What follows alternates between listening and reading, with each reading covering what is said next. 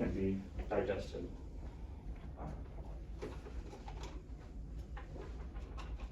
So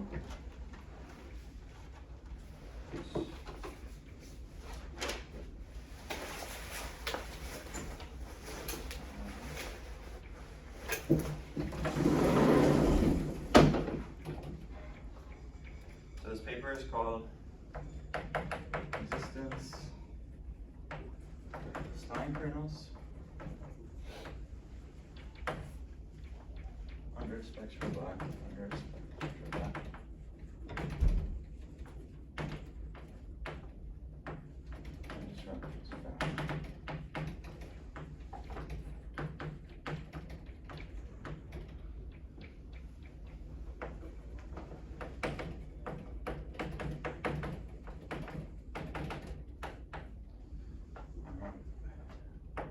Let me make sure I spell it right, but these are the authors. So this paper discusses Stein's method, particularly discusses a quality of Stein method, important detail of them, as the Stein kernels. It first discusses the existence of Stein kernels and gives sufficient conditions for existence. And based on what makes them exist, it shows them how good they are. Once we do this, we'll discuss how the existence of Stein kernels allows you to provide quantitative central limit theorems. So let me just start with telling you the definition of a Stein kernel.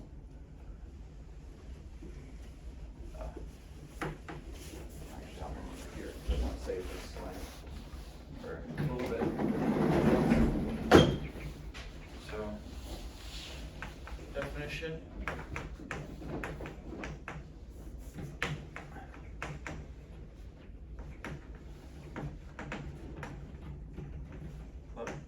Mu would be a probability measure in R. A function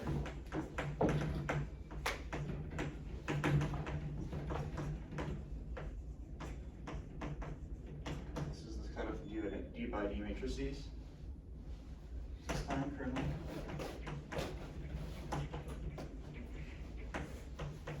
Or nu. Test functions phi rd to rd. I'm being sloppy, I'm not going to tell you which test functions they are, but I will tell you in a second. We have this following integration by parts formula. Rd.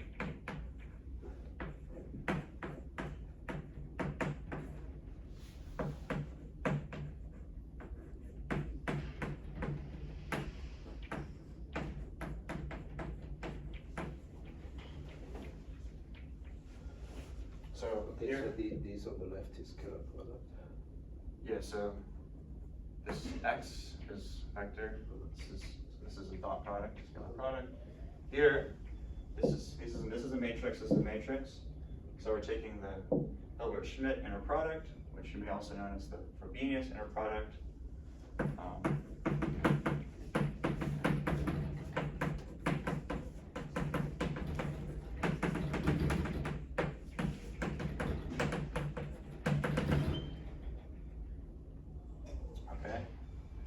So why consider this formula? So suppose for the moment that nu is a standard Gaussian. Then I claim we have the following formula.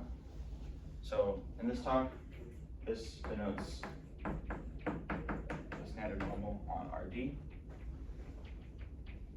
Gamma. I'm just going to follow the notation of the paper.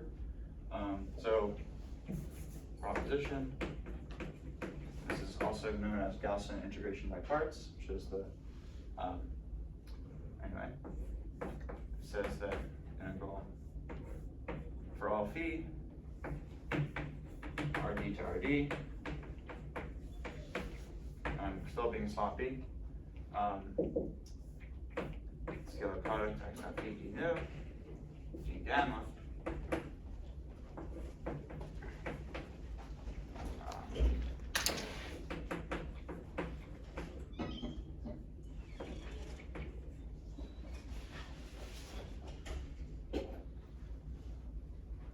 So I'm going to first you're going to prove this formula. Then I'm going to explain to you why it's a special case of this formula. So the proof is, Okay, I'll skip the proof then. Perhaps we can skip. All right. And so just also, one this question is a piece of notation. Gamma, when you write tilde, means that gamma is distributed as normal zero I. Gamma is normal zero I. so it's the distribution. Yeah. So yeah. Thanks. Yeah. So the proof is just integration in parts. And then the only other thing to observe is that div phi is equal to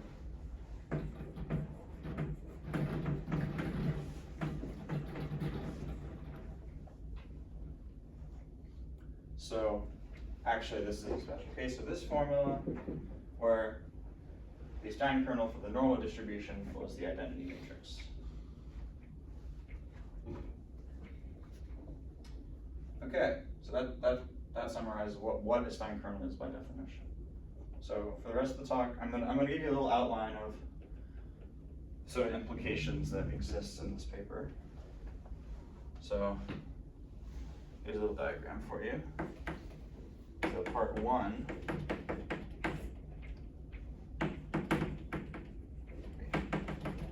In part one, I show that a Poincare inequality implies existence of Stein kernel. I'll define what that means. Alright. So Poincare inequality, we'll define that. This implies, by part one, existence of Stein kernel. This is for a specific distribution with a bound on discrepancy. We'll find that as well, but discrepancy represents how far away from the normal Stein kernel we are. Part two, I'm going to spend some time talking about this. Then part three, assuming existence of a Stein kernel with boundary discrepancy, we get quantitative CLT.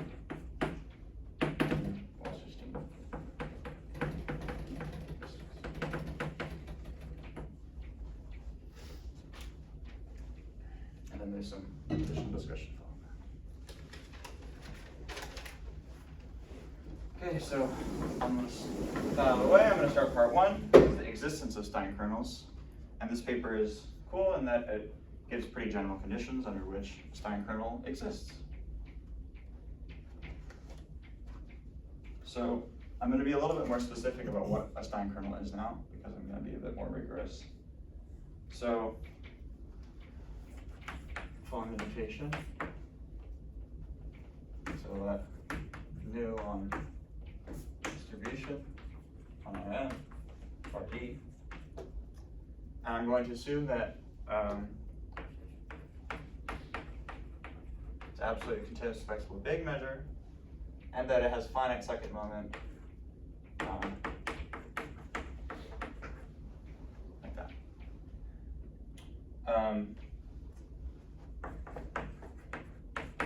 We're going to consider this space, this Sobolev space, associated with the measure nu, which is closure of. So it's a Sobolev space of vector valued functions, such that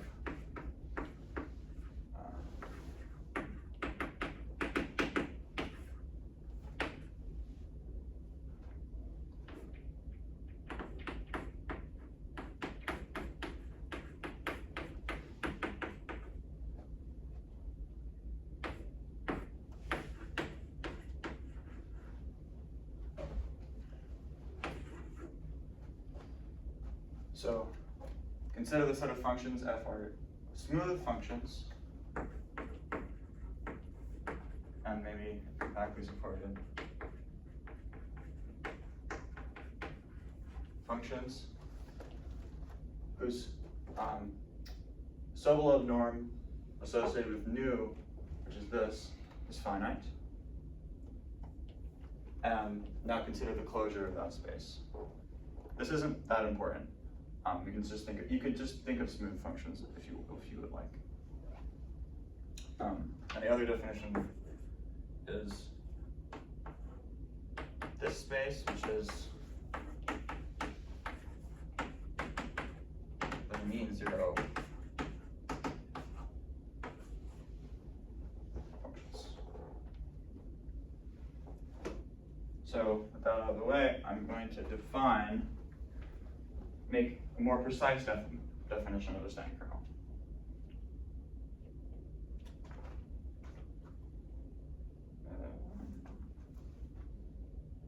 Yes, so I'm going to call this formula definition. Nu in L2 RD MDR Stein kernel or nu if one holds for all phi and whatever I wrote there.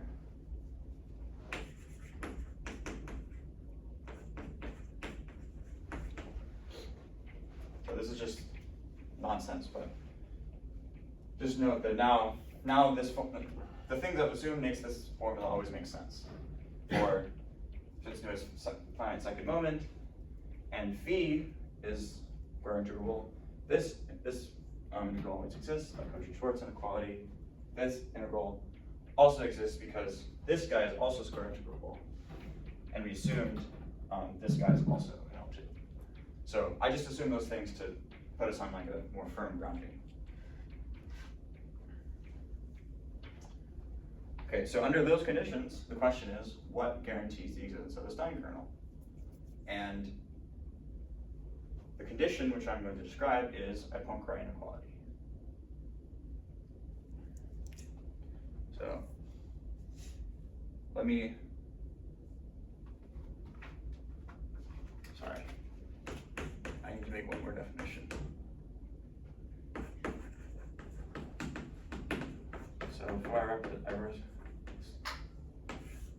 nu is S nu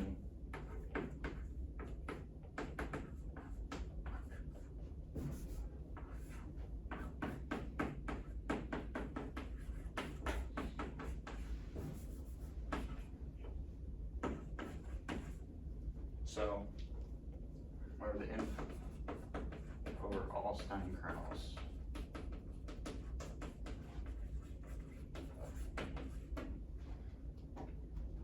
This quantity represents how far away from the identity matrix our Stein kernel is. And so somehow represents how far away our distribution is from being the normal distribution in terms of how well it satisfies this particular formula. This quantity is going to be related to the Poincare constant, and this will also be very related to the rates of convergence in the CLT that we're going to get.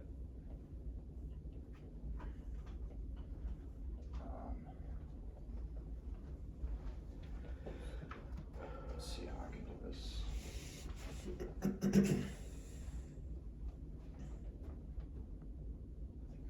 Myself. Yeah.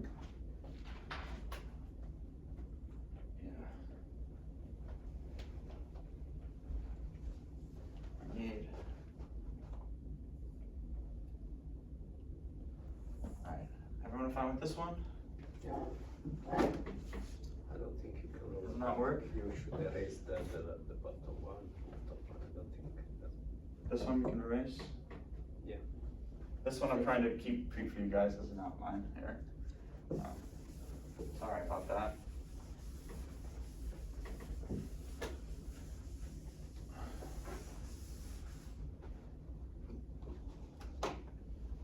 So I'm gonna define for you the Poincare constant of distribution. The first theorem is that the Poincare constant will give an existence of a Stein kernel and that it will give a bound on the discrepancy. So, mention, we're still gonna assume everything about nu, so it's has finite second moment and absolutely continuous, spectral vague.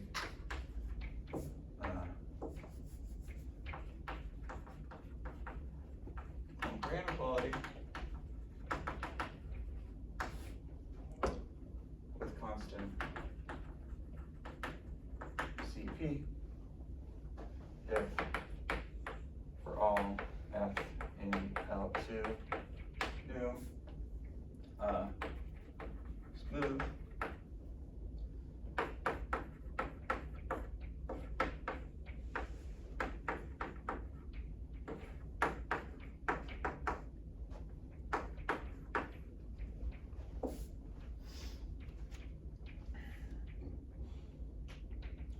So that's Poincare inequality. We could also have taken f to be locally Lipschitz. But again, this is just a detail of real analysis, not really of what we care about. But the point is that if you're locally Lipschitz, this quantity exists almost everywhere. So we can assume this and everything makes sense. But this doesn't really matter. So let me give you a few examples to give you intuition about what this Poincare constant represents. So, example.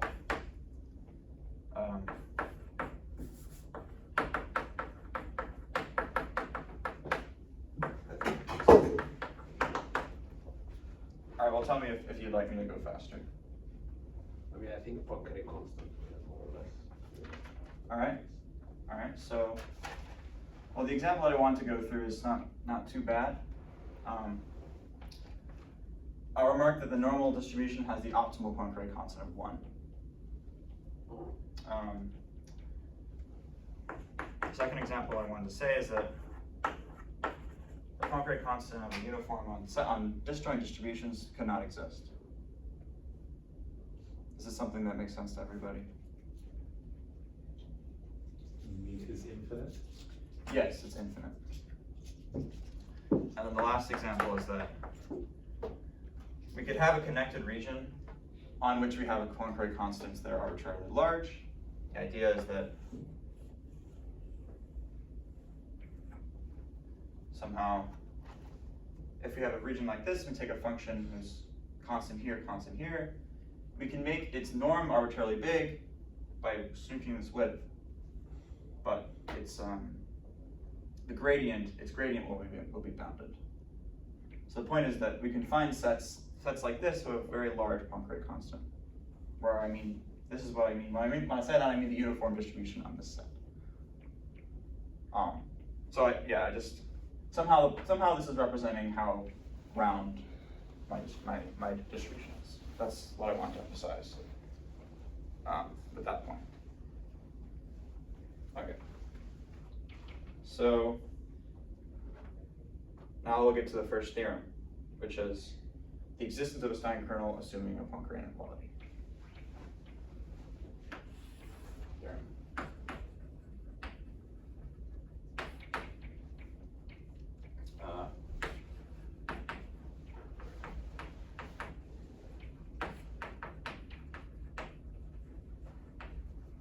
Let nu be a centered probability measure RD.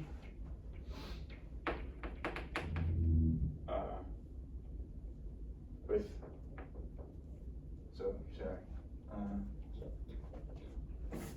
mean zero. Mean zero probably just ran RD. Poincare constant CP. Then there is there exists a unique function G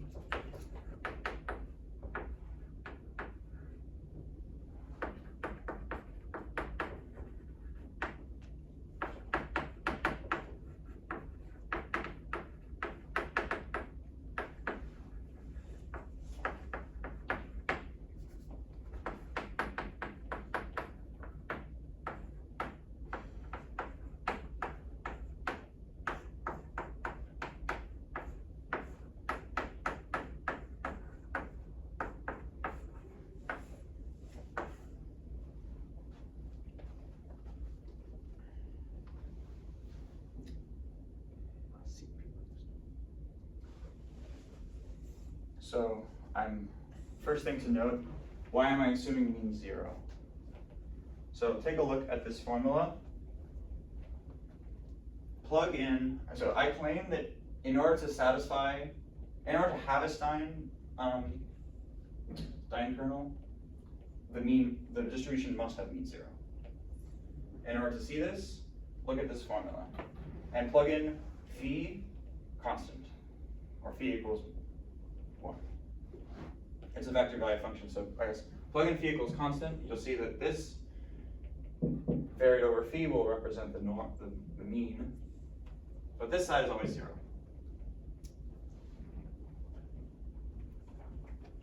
So in order to have any hope at having a Stein kernel, we definitely should have it mean 0. But otherwise, everything goes through. And so note, the Stein discrepancy is bounded by something involving the norm.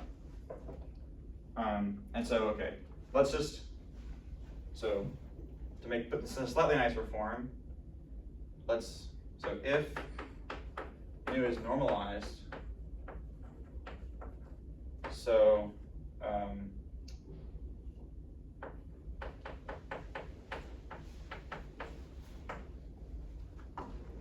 this is a reasonable normalization for standard normal satisfies this. Well, this formula becomes a little bit nicer. This becomes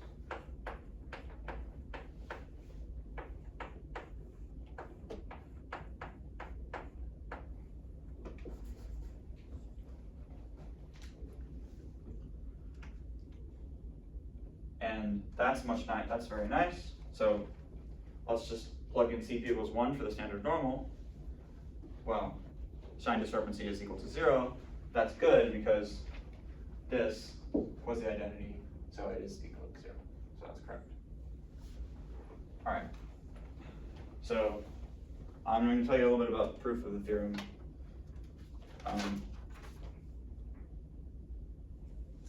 Yep. So you guys can tell me how much you want to see. Essentially, it comes down to an application of the Lax-Milgram theorem from analysis. So this is like just a standard Hilbert space technique, just to construct it. And I can either do it now or I can wait till the end and see if I have time. So tell me if you'd like to see it. Yeah, I think I would like to see it. Yes. Okay. Great. All right. Great. It just takes a bit of time to define the Lax-Milgram theorem. So.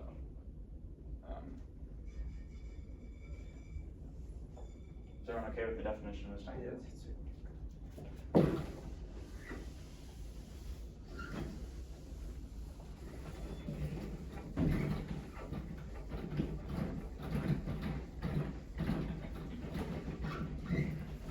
And so, if you're annoyed at me for defining all these things, all these L2 things, the reason is because we wanted to set everything up so that everything was a Hilbert space, so that we can apply Hilbert spaces. Okay, just do this. So.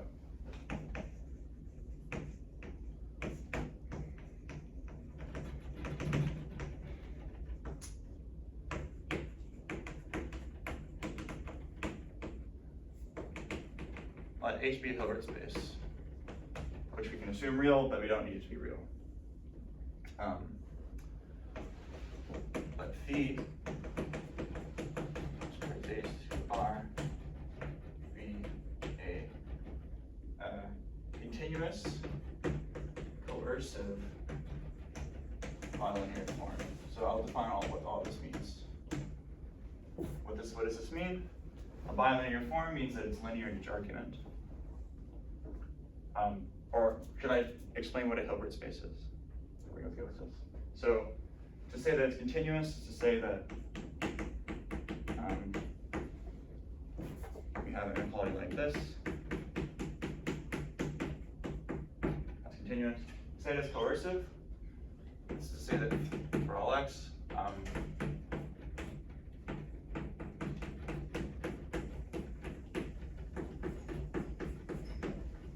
so this is a lower bound. So this is like saying that it's a non-degenerate bilinear form. So just assuming this, and for every bounded So it's really absolute value of phi, not phi itself. Sorry? In the coercive, the lower bound is really on the absolute value of phi, not phi itself. I mean, phi can be negative. This is what I'm asking. I think that's a typo. Yeah. I think. Well, okay. No, it can be. Yeah. Okay. You don't necessarily want this to be a. It doesn't necessarily have to be symmetric. I see. So like it could be a negative. It could be a. Suppose we're in the finite dimensional case.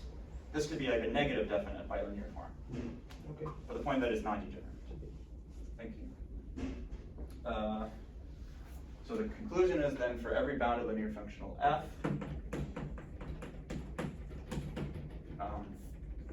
there's a unique element xf such that we have the equation for all x h, f of x is equal to x. No, that's trivial. That's what I want to say is that. So just if to understand, if phi is a scalar product, then this is the Riesz representation. If here's the scalar product, this is precisely the Riesz representation.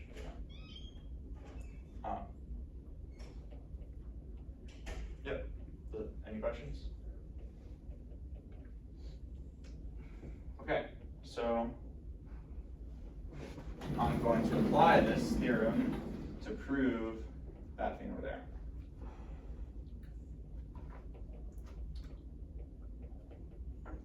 Okay, so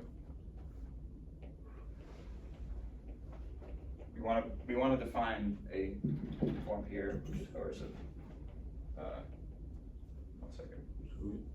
Who's the lax? The lax. He's So a Peter Lax. He's a mathematician from the 20th century. Peter Lax. Okay. Proof.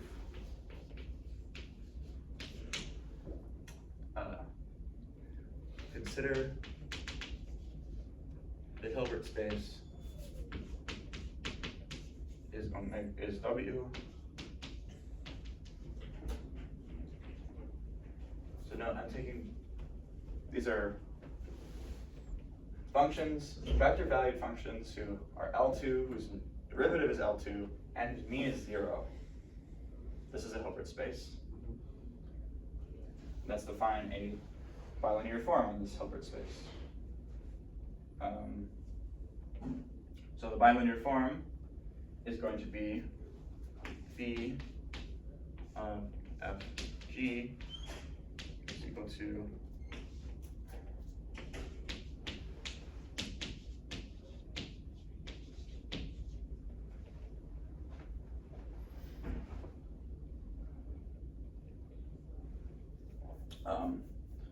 so this is a continuous bilinear form because I assumed, because part of the norm of this Hilbert space involves these gradients, but I have to show you that it's coercive. To show you that it's coercive,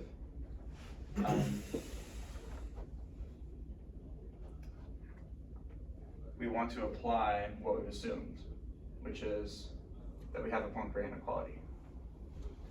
So based on this equation, well here f, because it means 0, this just becomes, okay, so I'm going to rewrite that in this case. So for all f, we have integral f squared, because this means 0, is less than Cp.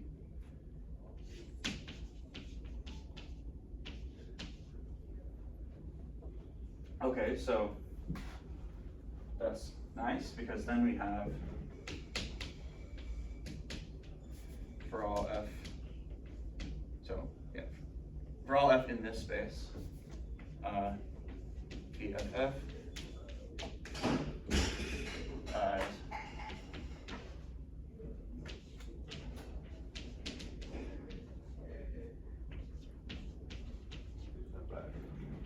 so now apply this thing.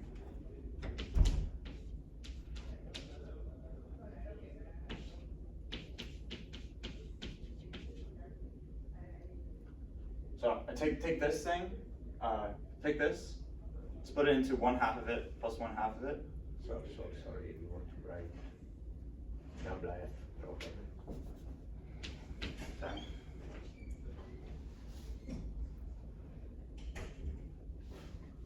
So take this equals 1/2 of it plus 1/2 of itself. That was the first term. Second term, I apply the Poincare inequality. And so, okay, I could have been a little bit more optimal about this, but this is definitely equal, greater than this, times.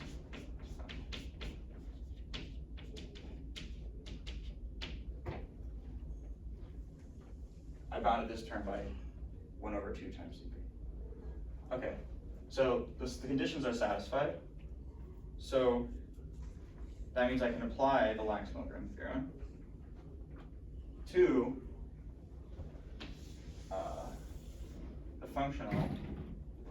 So there's a functional on here given by F maps to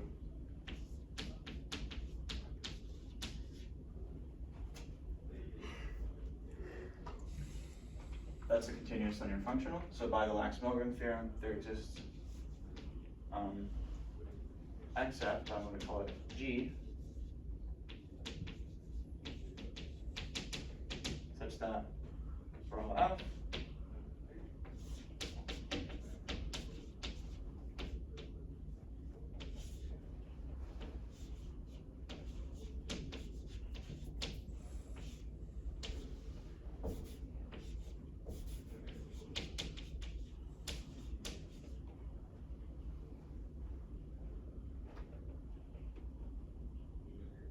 and this is exactly the equation for the Stein kernel. But I'm not done yet. So lambda nu is the Stein kernel, or the gradient. Yeah, so take turn the G. So we're almost done. We've proved that this equation holds for every f which has mean 0. So we'd like it to be true for every f. However, that's not hard, because for a constant, this side is 0, and this side is also 0, because we assumed that nu had mean 0. So just one question, this is actually, this phi that you define is actually an inner product. It is symmetric, and it is actually positive, right? You prove that it's No. Well, okay, it is an inner product on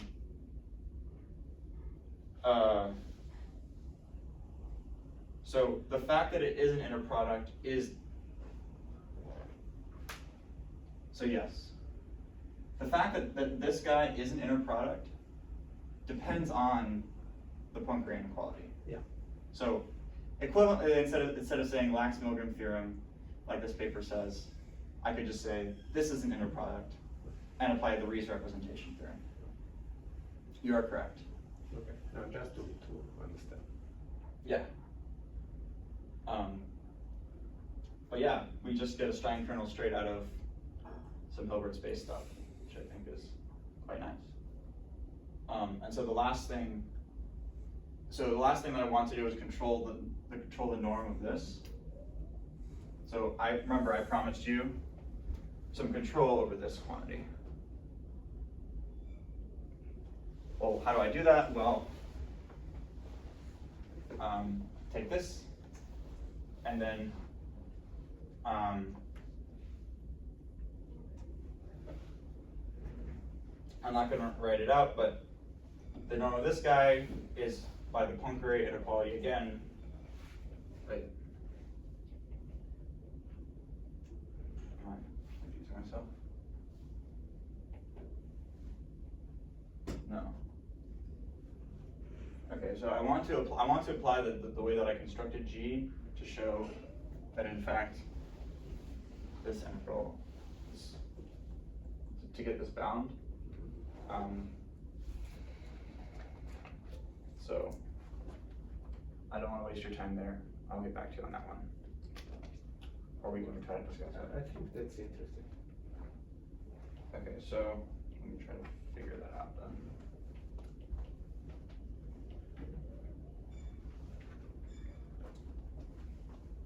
So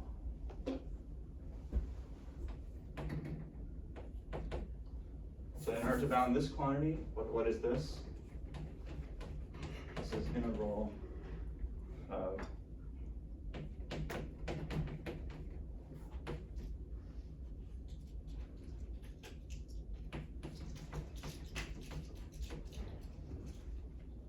okay. So the way that you do this is just expand out the square. So this is a sum of 3 terms, so you get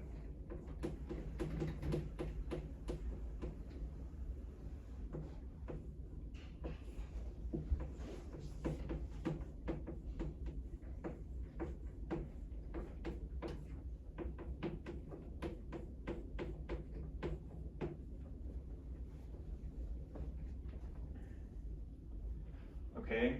So this thing we presumably should be able to control by our construction. But these other 2 terms are easy. This is equal to D, because this guy has norm D. This, sorry.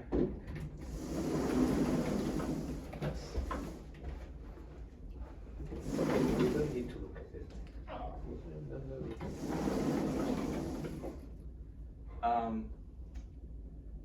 What is this? This is This is the divergence of G.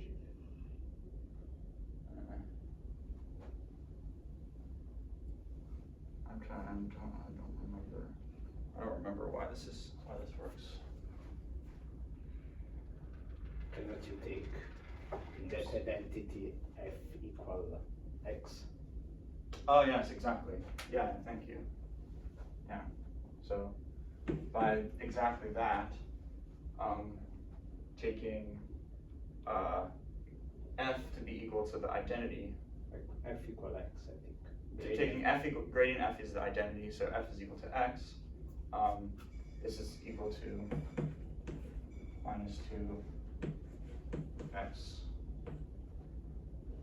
x dot g. X dot x. X dot x. Okay, so that's part of where this term is coming from. That's the minus 2. And then this one, I think we just do the same formula again. So this is equal to, so this time we want to take f equals g. So this becomes integral X dot g.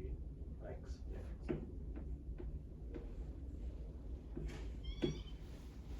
okay, so this term in norm divided by the Cauchy-Schwarz inequalities most squared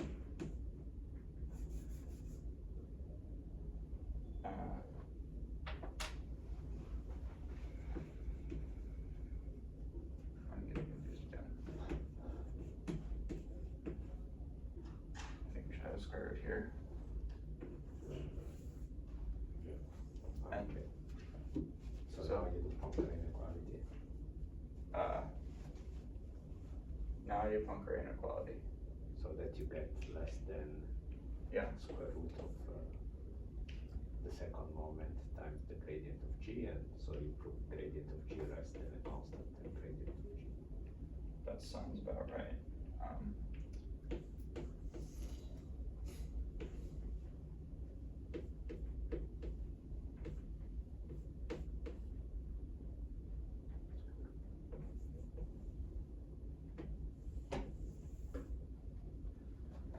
But somehow I have an extra square root, which I'm worried about. Not sure what. No, you square the inequality, so you prove that second moment of tau is less than Poincare constant times the square root of the second moment of tau. Okay, is this what I said originally? Yeah, gives exactly what you have, right? Yes, because, alright, I think here this is not S, is S squared probably. thank you. Alright, well, appreciate that. Anyone? Shall I move forward, or we can spend more time on this if you'd like? Okay, what time is it? How much time do I have? So I guess I want to remark that the paper does a little bit, it has a more general inequality than this one, called a converse weighted Poincare inequality. But this is enough for now. But there are more general conditions under which you can conclude the existence of a Stein kernel. And if I have time, I could potentially tell you about those.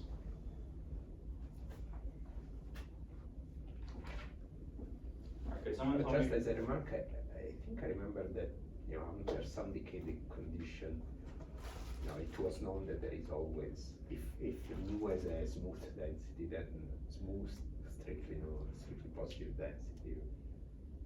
I remember reading there is some kind of explicit calculus formula that gives always a Stein kernel, isn't there? I thought there is always, but okay, this is nice. I think the nice part is that it gives this nice bound. The bound is what we need in order to get the quantitative rates. So it may be the case that we can always find a Stein kernel, but I don't recall No, I this. agree. That is You need without log concavity? So the paper did mention at one point. Sorry, so log dimension of the formula? If you're perhaps log you're concave- right. Perhaps it needs to be log concave. Perhaps. It does say, let's see if I can remember where it said it, but it does say that for all log concave densities,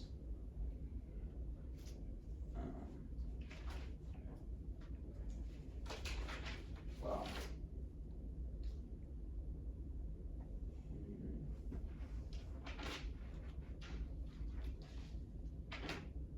I don't know where I wrote this, sorry. Alright. I'll get back to that. Oh yes, here we go. Yes, so there's a theorem which says that for any centered log concave measure on RD, probability measure, they always satisfy a Poincare inequality. So then you can apply this actually. No, that's true. But the question is whether there is an explicit formula in that case, or whether it was known. I'm not so sure. Okay. Sorry, but why couldn't you just, to get an explicit formula, why can't you just integrate by parts if you had a density? Can you just try to? Yeah, good. Yeah, so you can integrate by parts, but it's not clear. Okay, I guess the question is you integrate by parts what exactly?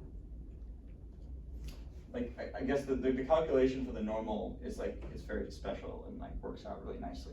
Okay. But in general, it's hard to integrate by parts the x out of your inner product. I mean, the normal distribution is like the only one which perfectly works. I mean, you can integrate, so you have nabla f times tau, and then you can integrate nabla f, and then you get some differential equation for tau. Yeah. And then the question is, does this always have a solution? And I vaguely remember that, I don't know which cases, there are some cases in which one can write explicitly the solution of that, but this is the whole side.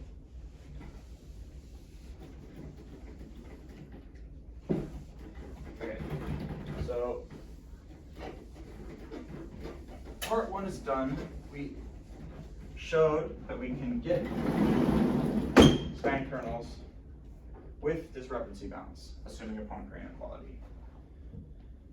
Now we're going to take a short relaxing break and do part two, which is not too hard, and then we're going to show quantitative essential limit theorems at the end.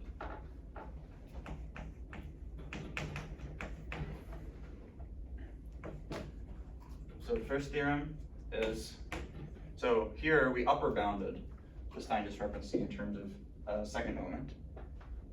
So it's actually true that you can lower bound it by something involving third moments. So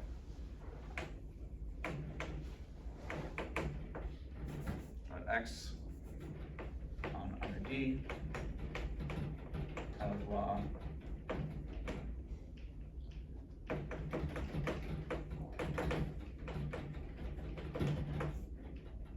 so this means that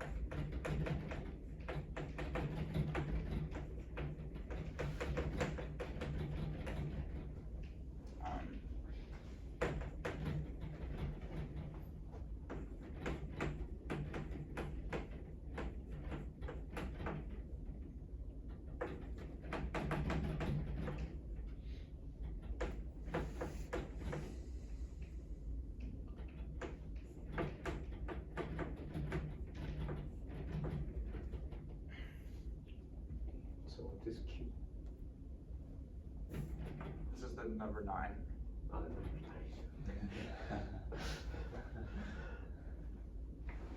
9. So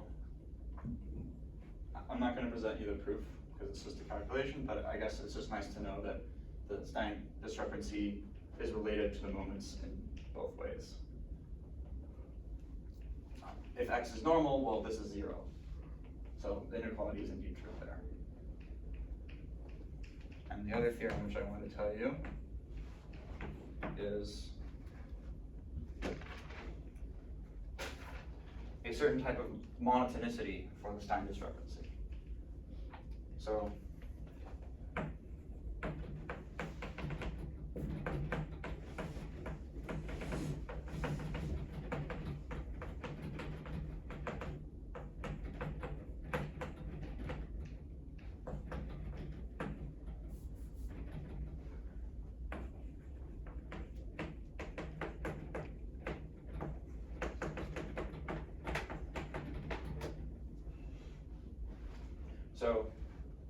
we want to, the sum is converging to the standard normal. We'd like to say that quantitatively, some measures of them differing from standard normals are strictly decreasing. So it's proven, so here's the statement. Then,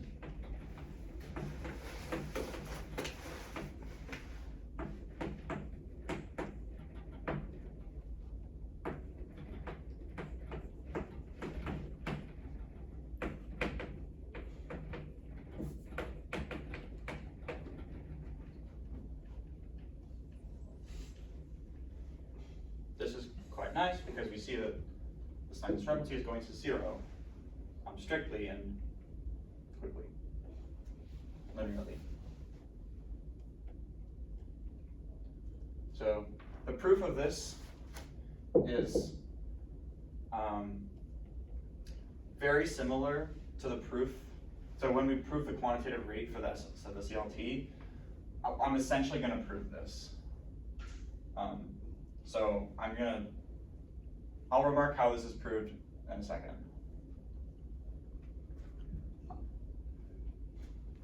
All right, so those are our 2 theorems that I wanted to tell you. And now,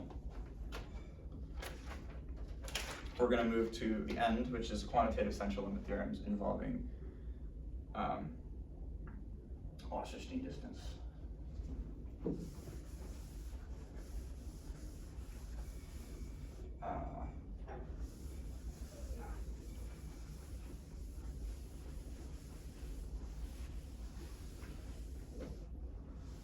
So I think it'd be good to leave this equation.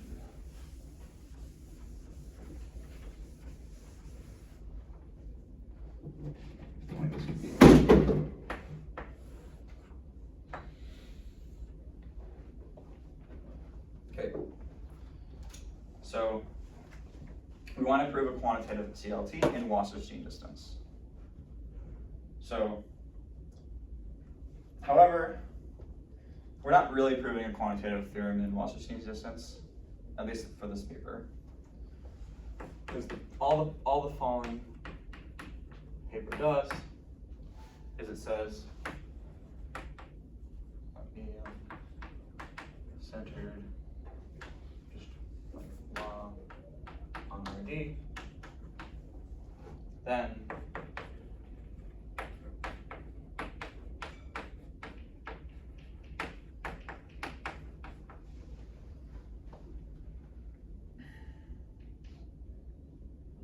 so in order to show that Wasserstein is going to 0, we're just going to argue that the Stein discrepancy goes to 0. And this paper does not talk about the proof of this. The proof of this. This inequality, yes. That's it. And So what is that proof? so yes, I have this written down. So I mean, this is standard. Stein's method, This is the Stein's method. logarithmic Sobolev and transport inequalities. And I can tell you I mean, that. this is the standard standard. Oh, anyway, we're gonna bound this guy.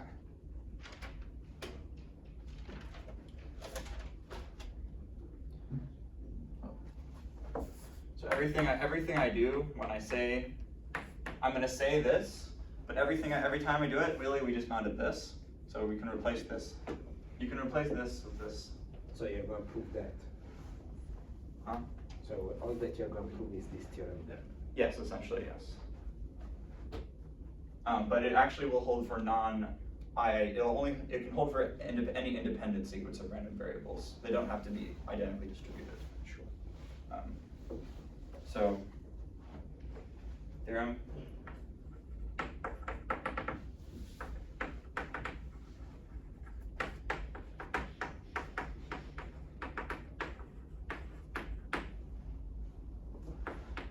So consider a sequence of independent isotropic random variables. Remember, this just means that their mean is 0 and their variance is standard of the identity matrix. Then,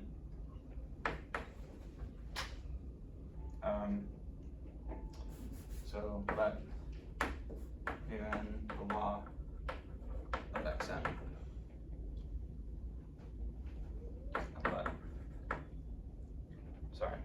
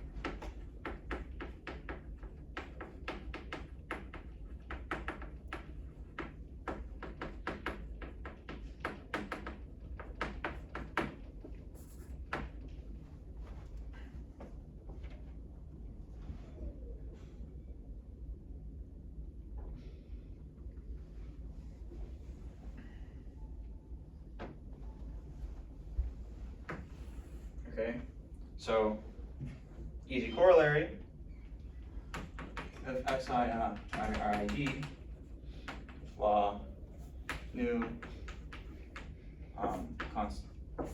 Poincare constant c, then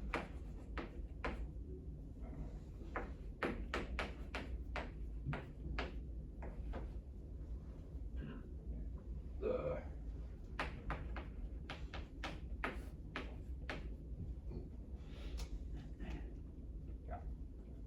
And thank you.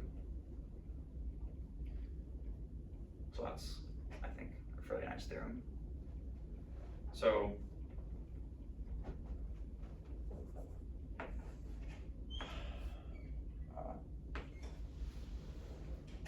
it's the same. So, well, we all know that 1 over square root n convergence and essential limit theorem is tight, but this paper is providing a dimensional dependence, which is not seen before explicitly, like that, so explicitly. And this dimensional dependence is sharp. And the reason for this is because if you take a product measure, your Wasserstein will scale well, I don't know if this is clear to everybody, so I'm gonna write it out. Oh, sorry. If, so I guess, this isn't hard. Let mu no be measures laws, then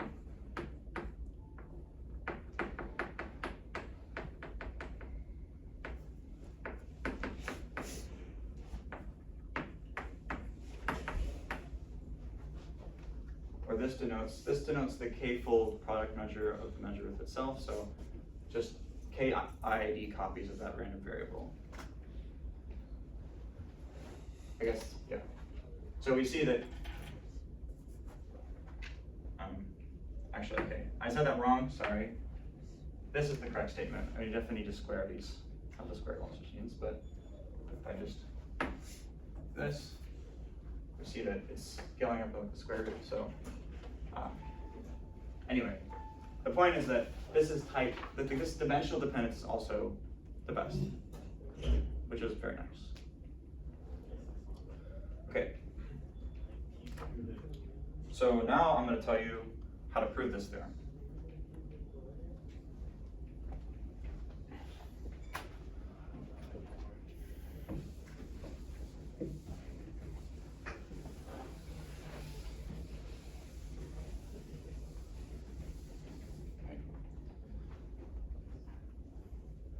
So,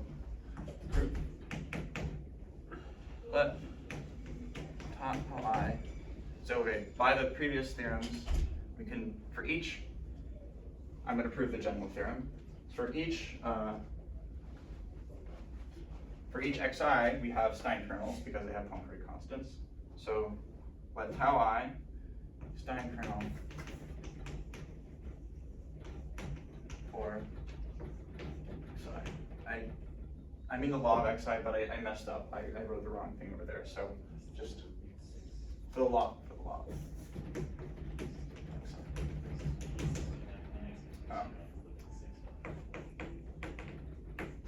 So this is a claim, and I'll get back to it.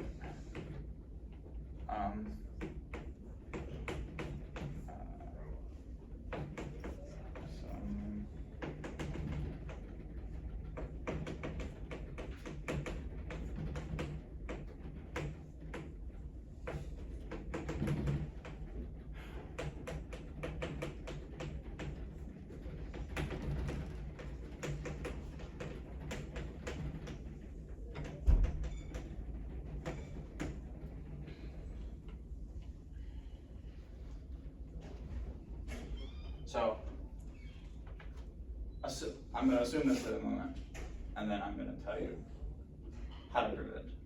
I'm not going to do all the computations because it ends up being a long computation. So, assuming claim, we have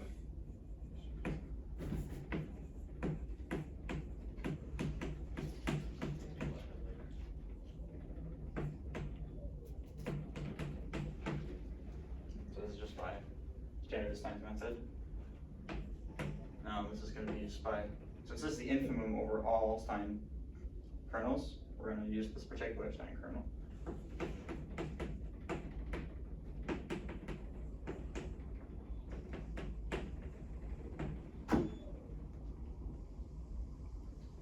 Okay. So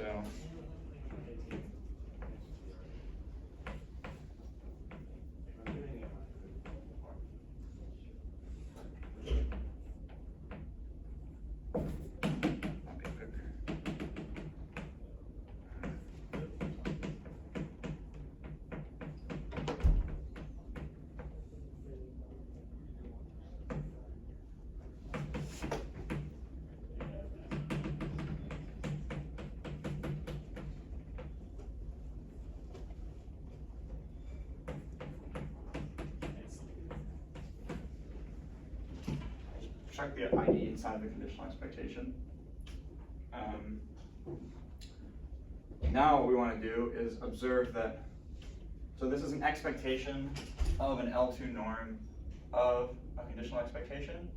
So conditional expectations, since they're projections in L2, this norm is just less than equal to the L2 norm of this guy. And then I'm gonna delete that, and then I have this expectation of this, okay, and I'm integrating with respect to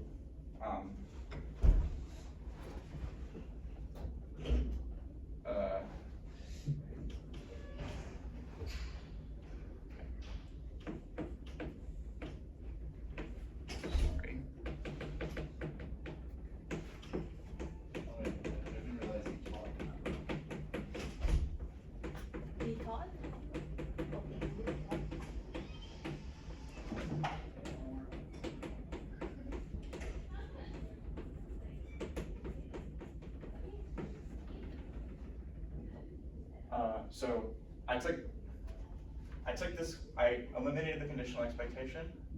Then it was an integral of this with respect to this measure.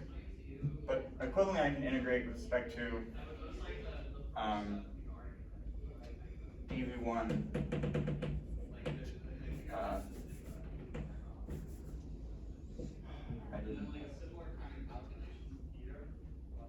Yeah, you get the unconditional expectation.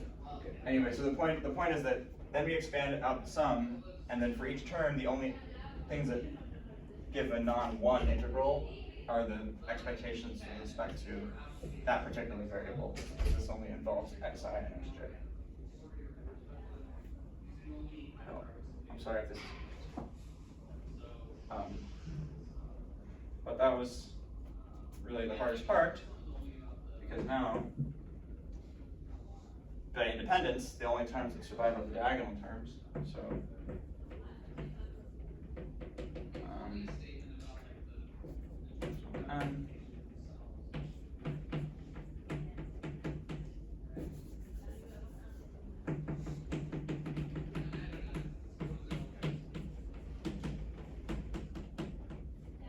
and so this is like the thing involving the definition of the Stein kernel.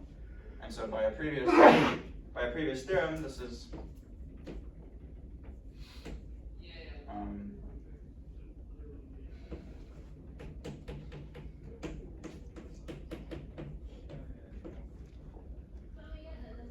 where is this?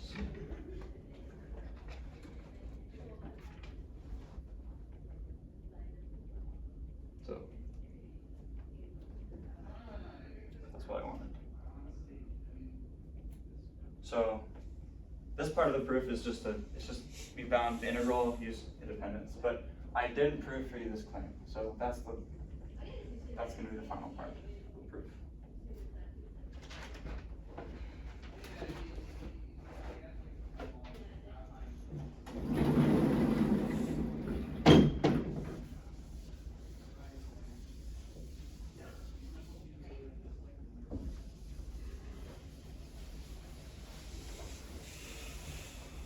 Why does this crossing term disappear?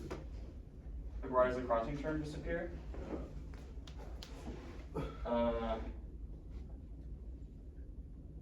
So the crossing term is going to be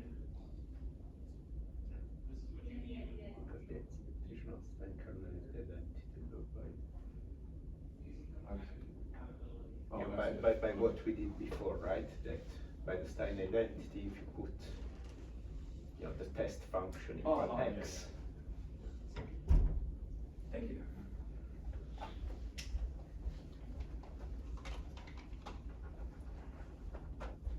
Okay.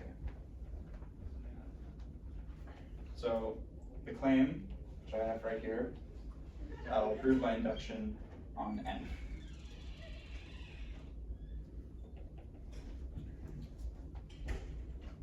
So what is it that we want to show in order for it to be a Stein kernel? We want to show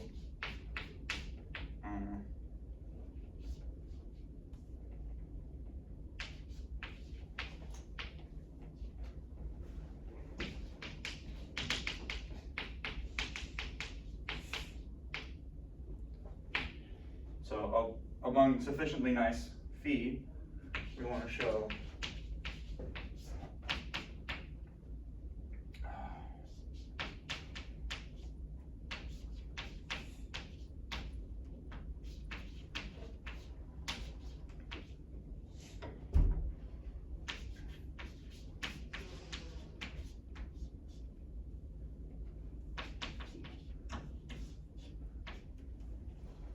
do you agree that this is the same as our definition of the Stein kernel? Just said it in a slightly different way. So,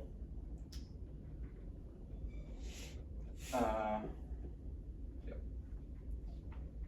So the way to do this, the way that we're going to do the proof is we're going to look at this term. This is the sum of independent terms. We're going to split this guy up according to Sn minus 1 and Xn. For each of those terms, So Sn well then, Sn is 1 over square root of x. sorry, Okay, sorry. thank you. So, alright, so what can we do? So, square root n of, so just doing some arithmetic, square root n of Sn is square root n minus Xn is square root n minus 1 Sn minus 1. Okay, so Sn is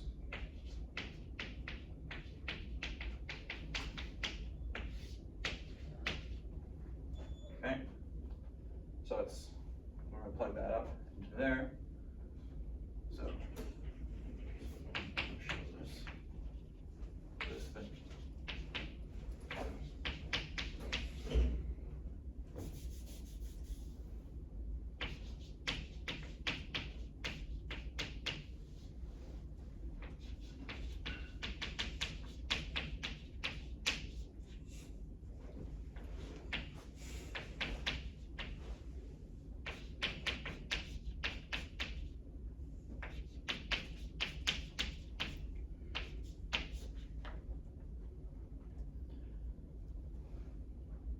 Now, the trick is we're going to condition on, so this is a function of only x1 through x1 minus 1. So in order to apply, we want to apply the inductive hypothesis. So what can we do? We want to make this a function of Sn minus 1, so let's condition on Sn. So, do this.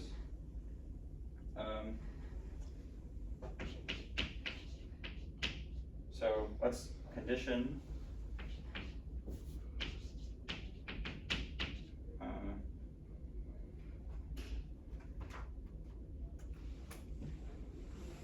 I think this should be, sorry. So let's work with A first.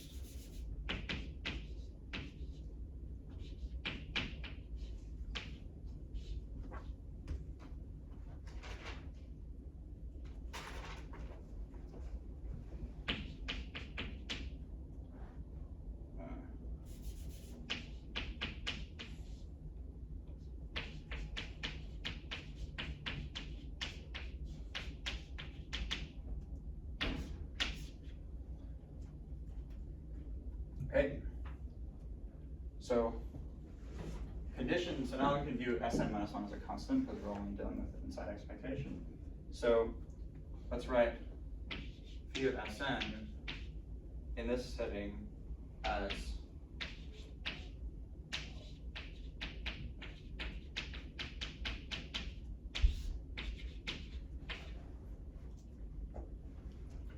okay.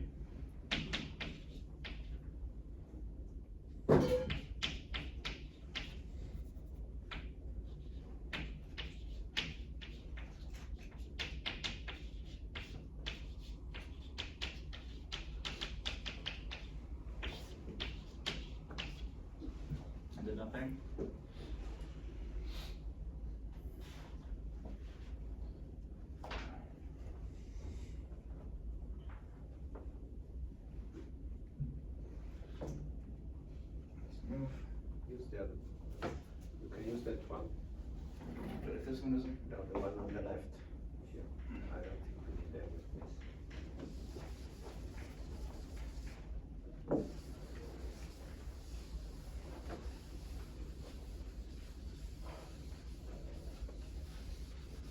So I'm going to apply the definition of the Stein kernel to this conditional thing.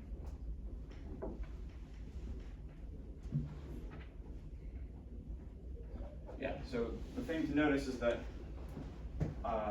this expectation, yeah.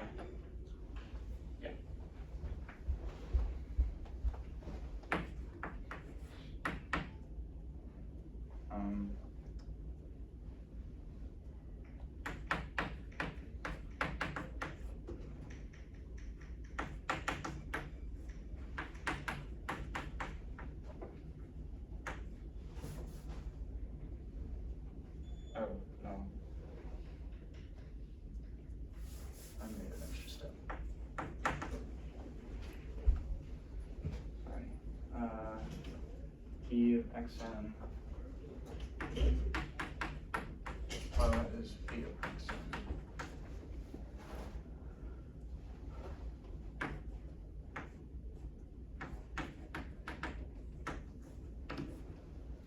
Okay. So the point is that now I can apply the Stein kernel to this. So this is equal to, and these computations are not super exciting, but we can go through them.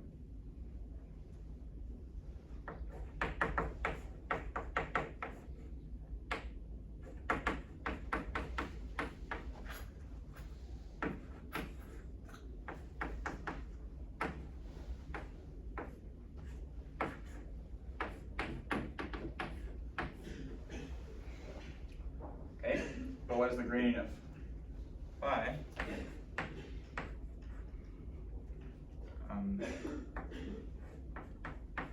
So apply the chain rule, we get an extra factor of 1 over square root n. So I'm just going to be fast, put this here, and we can delete that. And this phi of Sm.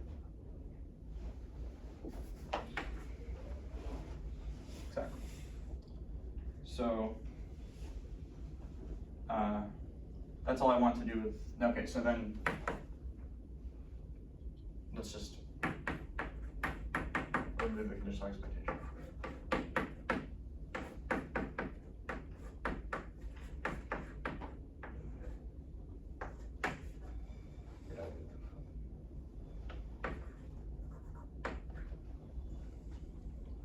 So that's one term taken care of. And for the other term, we're going to do a similar computation, which is a little bit worse. So maybe I'll spare you the entirety of it. But the idea is this time we want a condition on xn.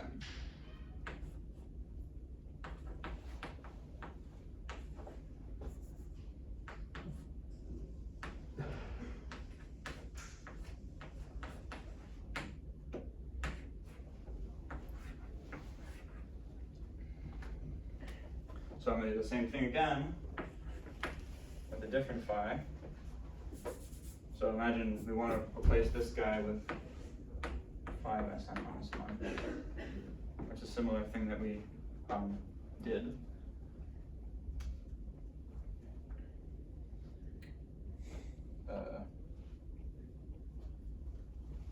This is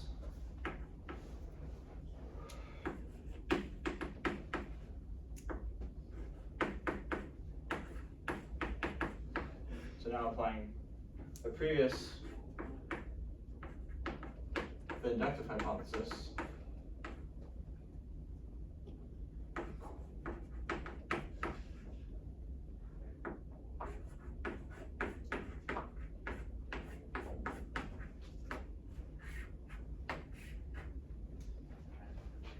We get this.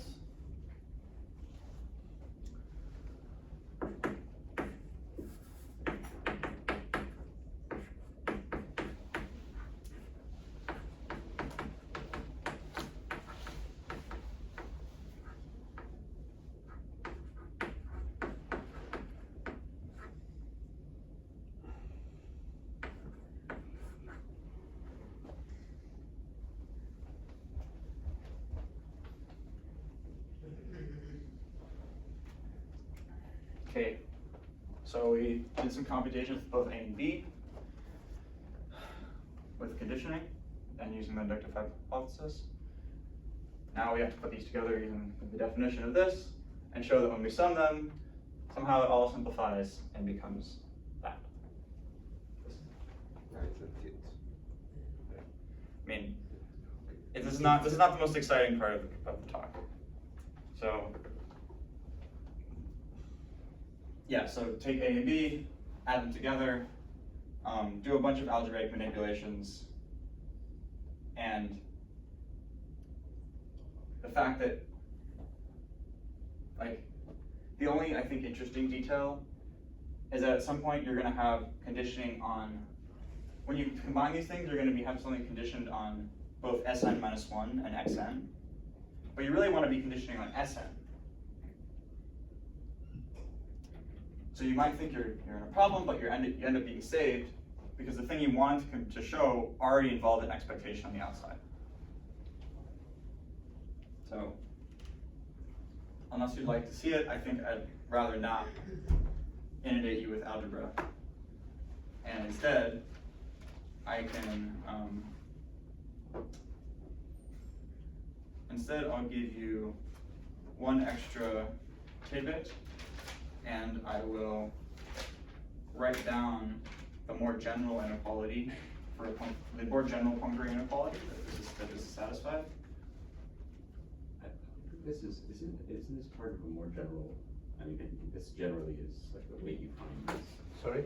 So this is, I've seen like this kind of thing in several, like this approach of finding the Stein kernel given a function, right? You always write down Stein's equation and then you solve expectation. I mean, it ends up being expectation of t given w. So you solve Stein's equation for expectation of, say, x phi of x is equal to expectation of phi prime t, and you said, then you try to find expectation of t given w, and that's always going to be the kernel that you're interested in, right? So. Yeah, I mean, sounds like right. Why don't you, in the next, in one of the next meetings, you can present. Yeah, I mean, sounds similar.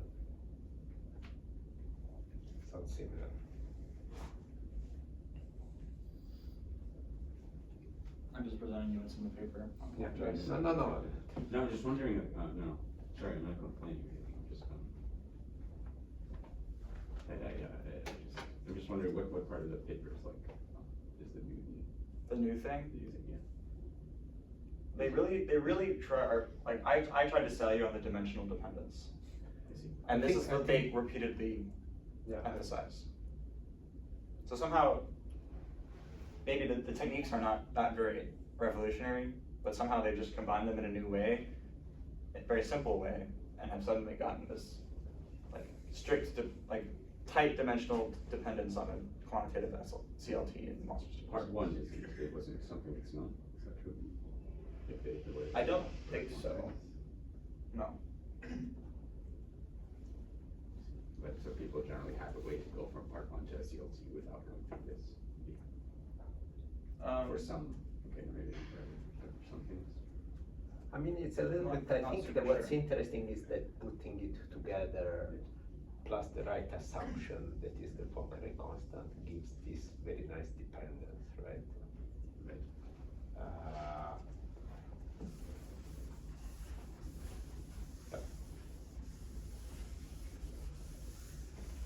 I mean, in the end, the theorem is pretty neat, right?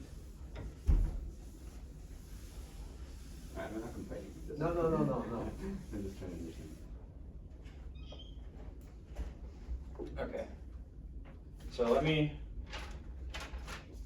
other thing I have is attempting to, it's just a restatement of something else. So let me tell you about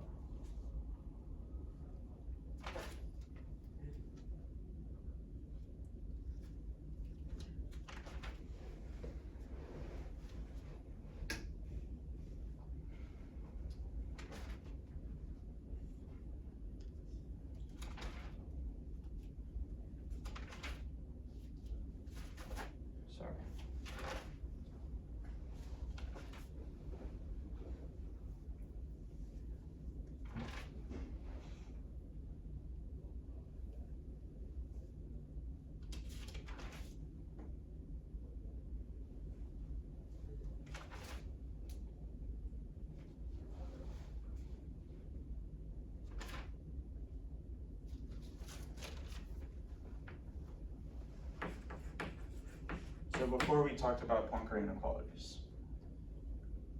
The existence of a Stein kernel, the way that they prove it with Hilbert spaces actually extends to a slightly more general class of distributions.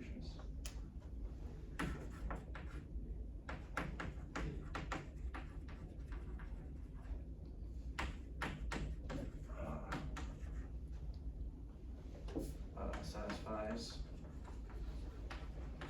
converse weighted Poincare inequality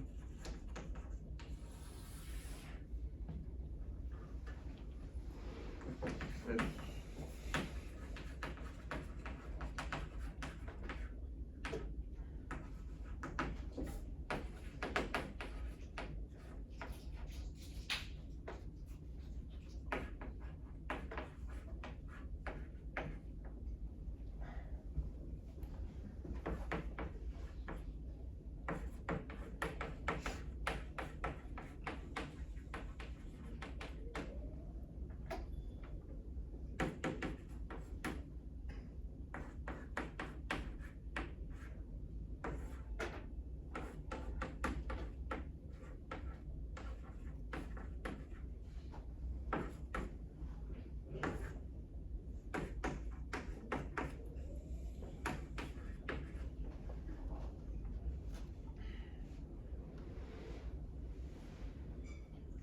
So this is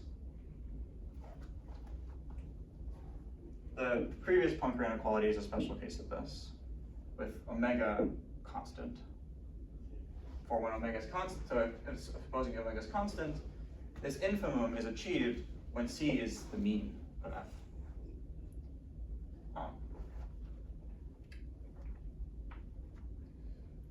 So under this hypothesis,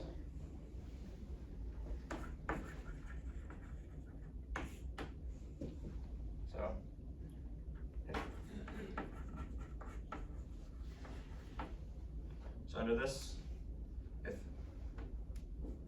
we have a centered law on RD, we have a Stein kernel IV.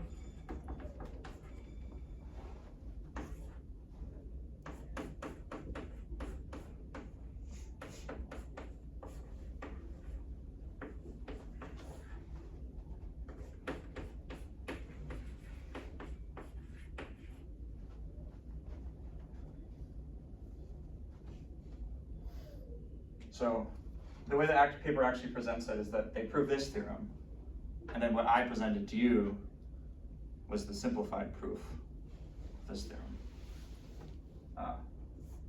But yeah, no, like it's almost exactly the same, except before, like omega, if omega is constant, it is the Poincare inequality, Poincare constant, so this would end up being CP. So anyway. What is the motivation to introduce this weight, do you think? They describe, so the way that I see it is that if I were coming up with this, it would be, okay, the Stein kernel equation, like maybe we can use Hilbert space to do that. Okay, what's the minimum condition required to get that to work? Well, we need some sort of Poincare inequality to get that proof to work. Okay, but then you look at the proof a little bit harder and you're like, okay, what is a weaker condition under which this proof would still work? And this is one such condition. And there are distributions, the book describes like this distribution. So consider a uniform on an annulus, and then uniform on the union of two annuli, which are concentric.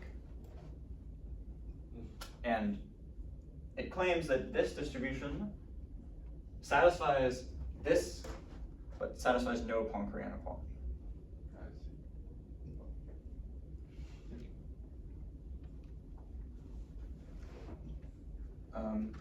That is everything I have for you.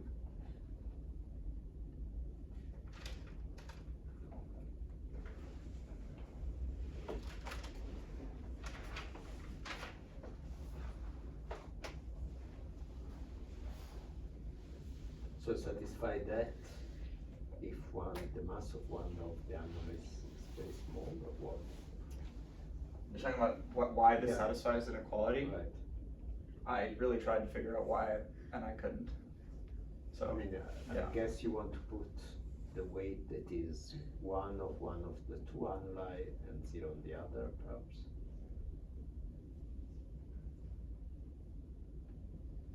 So somehow, But then you can have something that has.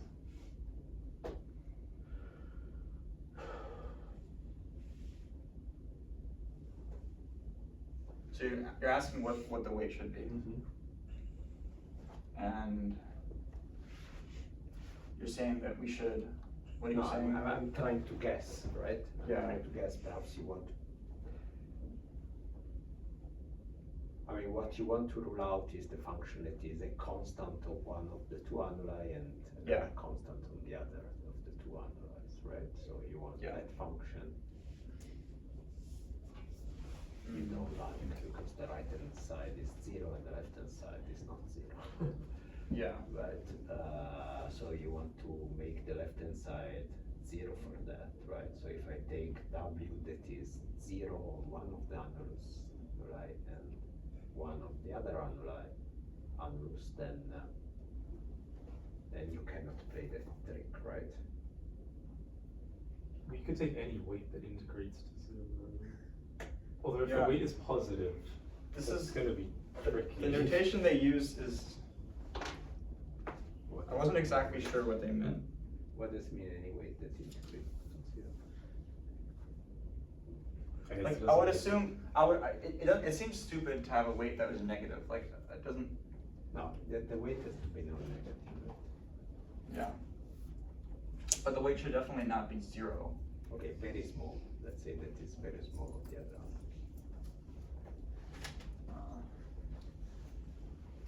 Yeah, even that. But somehow this side is 0, but this side,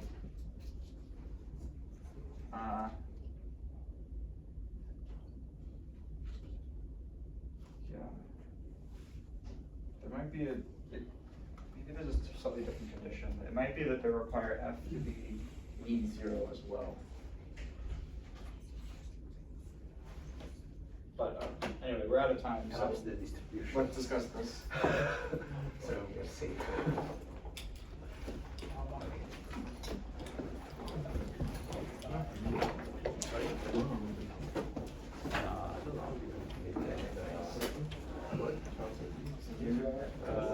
Or perhaps 130.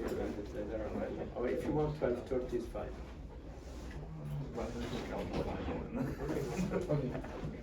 Yeah. Hope it was clear. That's a good point. Yeah, so what is the actual condition today? I really didn't understand what it was.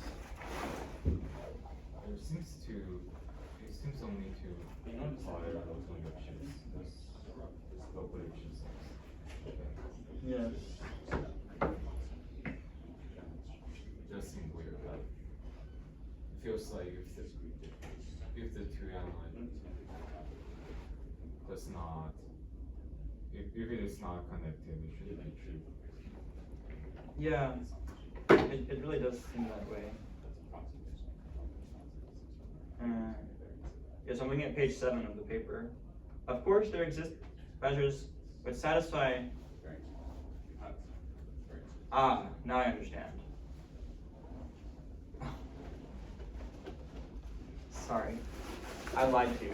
I very much lied to you. So, And I misremembered. So the real thing is that this does not satisfy this inequality. So I completely and utterly lied to you. I'm so sorry. But what actually ends up happening is that in the course of the proof, there's an even weaker condition that is required, which involves a certain functional having a minimum. So like, in order to prove the Lax-Milgram theorem or the representation theorem. Yeah. So remark 2.1. So it satisfies this. If it satisfies that, then so apparently that satisfies that. Okay. So that's basically the combination of the four refresh conditions. Yes. So what it tells us is that there are spaces like that, measures like this which are not connected and therefore could never satisfy a Poincare inequality, but for which you can still get rates. Which, I mean, like we should be able to get rates for something like this. Like, the fact that it's not connected is still like, I don't know, it seems kind of absurd to assert that we need to have the Poincare inequality. So, you know, maybe come up with a better like condition on a measure that gives us these things. Construct Stein kernels in more general.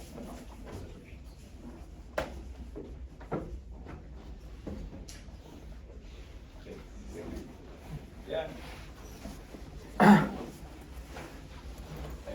What's Stein's method? I learned that this week. Okay, because you wrote down that inequality, and at first I thought it was trivial, and then I thought you went Which inequality? the one like the Stein kernel bounds the losses link distance. Oh, I'm sure it's not hard. How did you talk? That was good. Did you attend? I did. Yeah.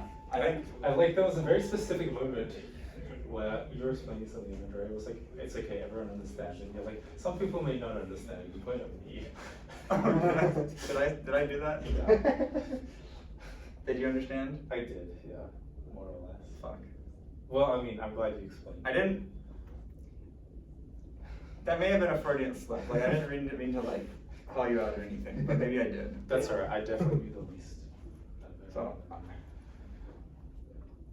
Yeah. See, those are the things that like. That's one of the problems that I have is that I don't have a filter, and so I ended up saying things like doing things like that, which reflect some actual thought that I have, but well, are not something that you should really say. I don't have that much probability. Yeah.